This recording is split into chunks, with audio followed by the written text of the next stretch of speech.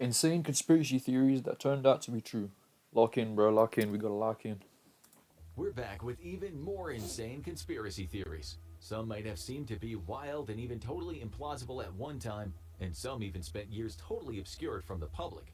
But all of these were eventually revealed, at least in part, to be true.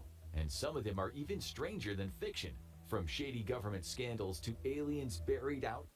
Or what do you guys think is gonna be about? I think aliens is definitely gonna be on there. The government. I mean, bro, is that even a conspiracy theory?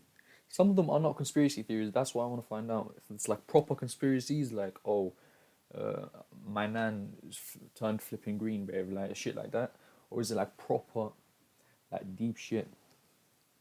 I don't know where I was going with that. I just sort of blacked out anyway. In the desert, to ghosts at sea that started a war, and even a secretive meeting between some of the wealthiest people in the world that involved strange rituals in front of a big stone owl. These are the insane conspiracy theories that turned out to be true, part 2.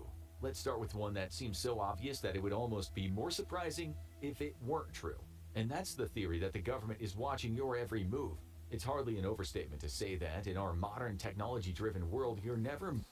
Bro, especially in the UK, you know, UK has more cameras than people by like times, multiple times. It's insane, bro.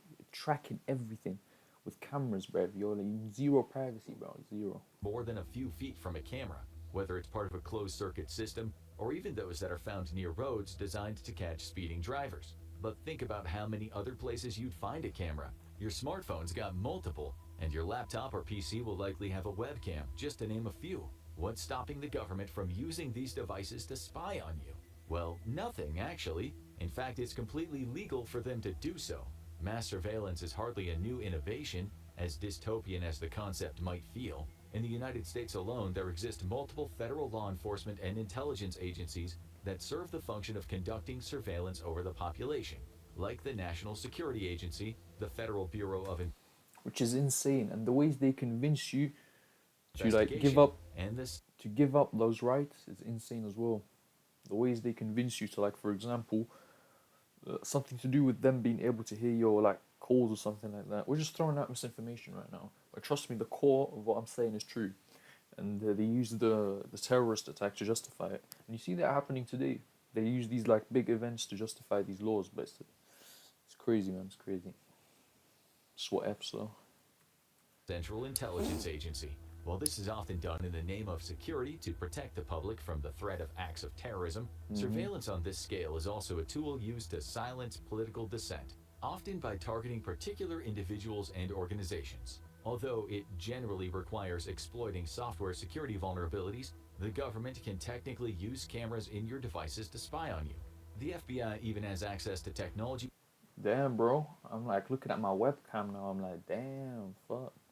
I'm gonna turn that shit off. that can remotely access webcams without triggering the light that indicates the camera is active. And they've been able to do this for years. Remote activation tools, known by the fitting acronym RATS, are a form of spyware that the FBI uses for criminal investigations. Ratting is reportedly done only sparingly, but it's hardly reassuring, knowing that they can watch us without being able to even tell. In 2013, a former contractor who had worked for the NSA leaked documents that exposed some of the extensive surveillance programs conducted by the NSA, FBI, and CIA. The now infamous Edward Snowden revealed that massive swaths of data had been gathered by these agencies from sources including social media websites and email exchanges in order to form comprehensive profiles of US citizens based on their online activity. The leaks That's crazy, bro. That's crazy that you have zero privacy and you allowed them to do this. And every time with democracy, man, it's funny, man, because we're losing it so quick. And it's like you really can't do anything about it. Like Donald Trump, you can't convince me it's not a dictatorship right now. It's a dictatorship, bro. Americans are living in a dictatorship. What can they do about it? Like, what are they gonna do? Overthrow the government? No. It's a bit. It's whatever, man. It's whatever. also highlighted the potential for governments to remotely access cameras and microphones of personal electronic devices for these purposes. So it's not just the hackers, stalkers, and other cyber criminals to be wary of when you're perusing the internet. The government could be keeping an eye on you too. After all, having your own FBI agent watching you has long been a running joke online, featured in various memes. Ours is called Jonathan. And even though we can't see him, we know he can see us. Unsettling. From one tale of shadowy governmental overreach to an attempt to suppress political opposition that became so infamous that its name has been immortalized in the Conspiracy Theory Hall of Fame. It was 1972, and the several month long build up toward the next presidential election was already underway, with Republican President Richard Nixon running against Democrat candidate George McGovern. Little did the public know that a discovery was about to be made that threatened to upend the entire election process, and the president himself knew about it.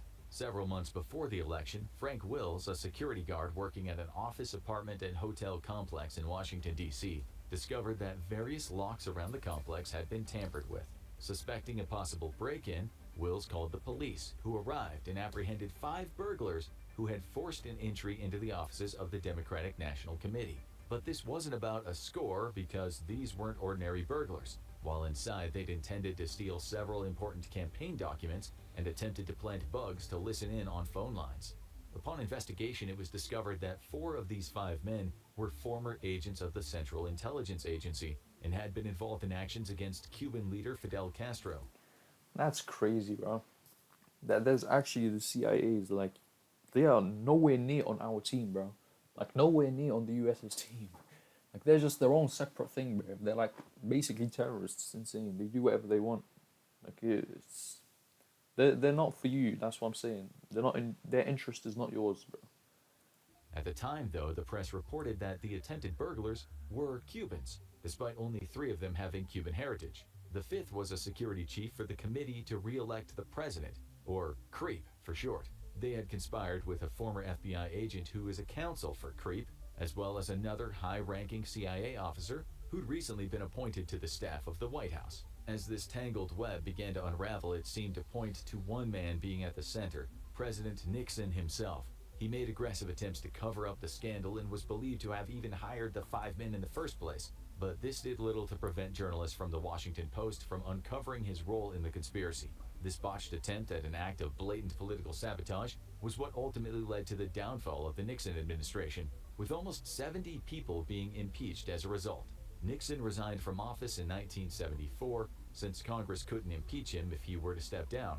Thus, he avoided facing criminal charges. The scandal would eventually be named after the hotel that it started in, the Watergate Complex. This Watergate scandal forever changed U.S. politics, leading many Americans to think more critically about their leaders. After all, if the president could use his power to attempt to cover up something like this and get away with it, then it didn't exactly smack of being trustworthy. And if mass surveillance and an administration trying to snuff out its opposition. Bro, that's insane that the president would do that. Bro, have the president's always just been corrupt? Like what's going on, bro? Politics is such a like it's a shithole, bro. That's what that is. Anyways, that was an interesting segment. The video's too long, so I'm just gonna insane conspiracy theories that turned out to be true. Watch it if you still want to watch the rest of it, but just thought I'd do a little segment. But it was very interesting. No regrets. Secretly weren't enough government Hey. overreach for you. See ya.